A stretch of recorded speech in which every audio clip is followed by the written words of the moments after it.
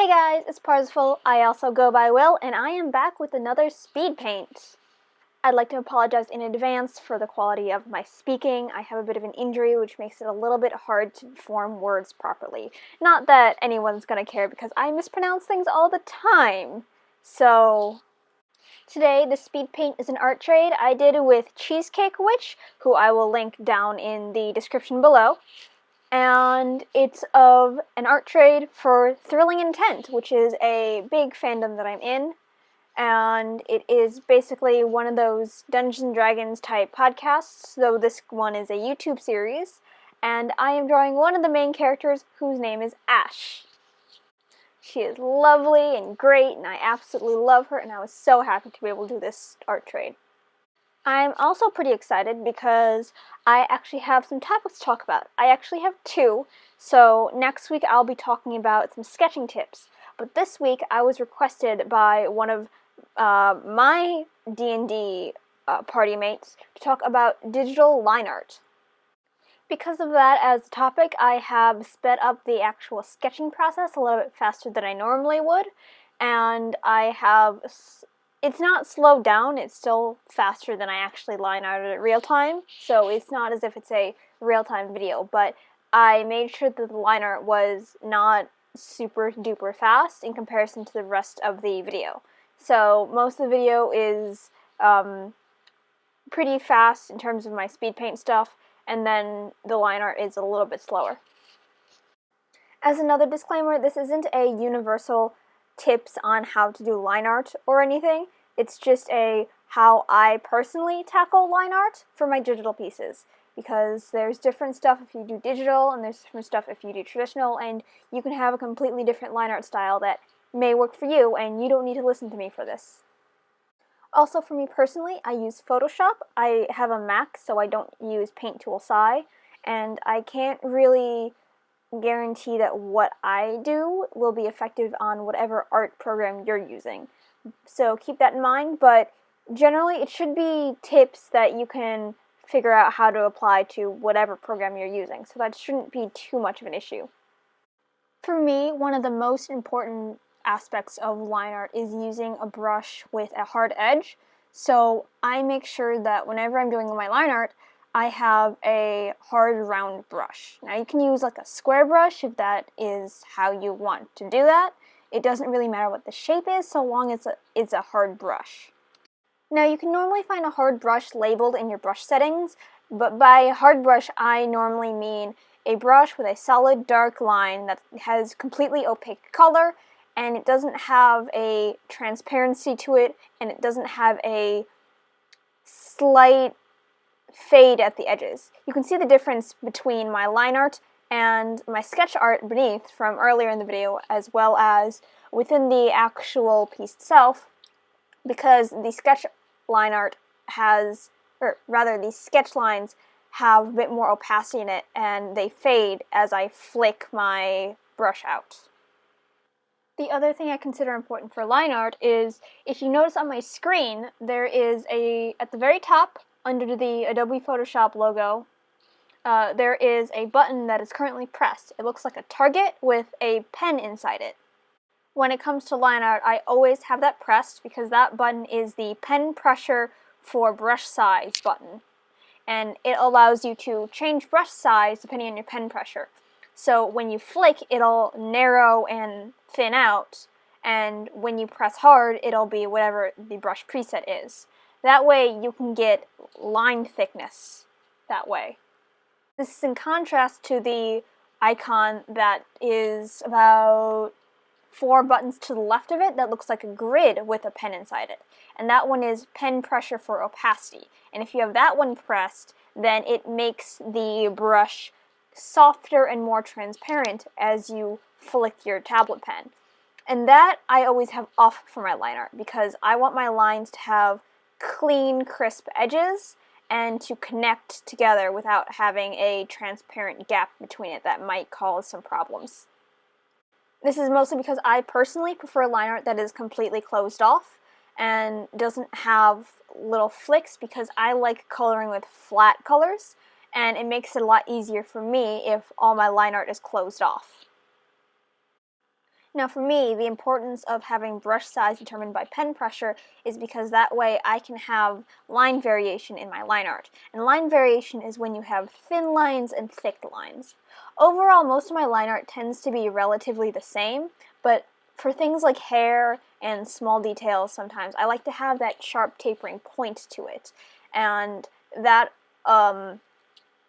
having the line size determined by pen pressure allows me to have that. That basically is most of the semantics about the program that I'm using and why I'm using it the way I am using. So I guess from here I'm going to go into more of things that I personally do with my line arts and why I do them. Now, I currently work on a Monoprice tablet, and that is one of your basic drawing tablets. It's not a Cintiq, even though I do really want one. So the hand-eye coordination that you get is a lot different than the hand-eye coordination that you use when you're drawing traditionally. And that's an important thing to remember. So a lot of things that I do, I don't really necessarily worry about getting exactly right and on the line, and more getting the general shape and direction down for the line I'm working with. And speaking of direction, that is a thing that you might see me working with a lot, in that I primarily work with curves. I don't really work straight lines super well, mostly because straight lines are really hard to do. So when I'm drawing something that's a curve, I always try and do it in a way that has me pulling the line away from me or pushing the line away from me. I'm not really sure how exactly I can translate that without seeing it, but the line on my tablet always goes from left to right. Now, this is a thing that is sort of hard to see because I also work with my tablet in a physical manner. This is a habit that I picked up when I was doing line art traditionally, and I would turn the paper. I can't really do that with my tablet, but I try my best to do so, and that mostly was a thing that took a lot of refining and getting used to my tablet to be able to pull off properly. So that might not be a thing that works for you immediately. Generally though, even though I don't personally rotate my canvas on my computer screen, I find that it really does help to learn what type of line is easiest for you to go from start to finish in one smooth motion. For me, line art is all about smooth motion to get that nice clean curve, and if you can figure out ways of making that happen, that's really going to help your line art quality in terms of making things crisp and clean and not super jaggedy. I've also recently found that being able to go further than you want is better than cutting it short, because if you go further and then reconnect the lines, you can refine that corner by erasing your line art. And you can see me doing that with the sword here, where I do some of the line work for the handle, and then at the very top, when I put the little circle at the end of the handle, I just put that over the existing line art as opposed to trying to fit it to the circle. Generally, I guess my big thing is don't really be afraid to, take your piece and use the eraser tool for it. It's not going to be the worst thing in the world, and redoing line art a couple times also isn't going to, it might be frustrating, but it's not going to be like, oh gosh, this looks so horrible because I can't get it right. Don't be afraid to just go in, try and get the line right, and then adjust it as you see fit. You don't have to press undo a million times, though. I know I do that a couple of times within this piece itself as well. I also find, generally like anything, working big is really going to help your line quality, because then all the tiny little mistakes you make won't be quite as noticeable. I work on a pretty big canvas. It's a 8.5 by 11 and like 3,000 pixels wide. Now, it does mean that when I actually export my images, I do have to shrink it down quite a bit. Most of my images that you see are about at 33% of the actual size that I draw them at, and it makes my Photoshop files rather big.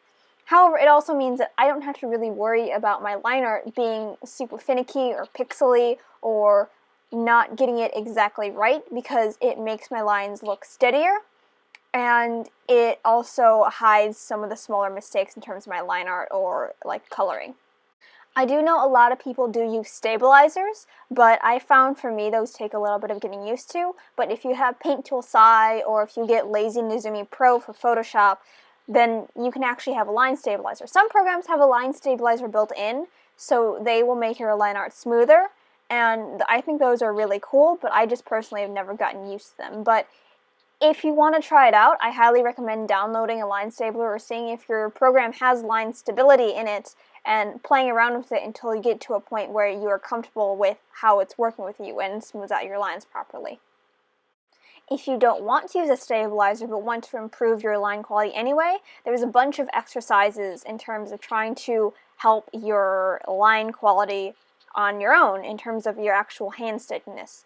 So if you want to get a steadier hand, I recommend trying to learn a bunch of techniques such as learning how to hatch, which is drawing a bunch of lines that are parallel to each other next to each other, and then learning how to cross hatch, which is drawing a bunch of lines in a grid sort of pattern.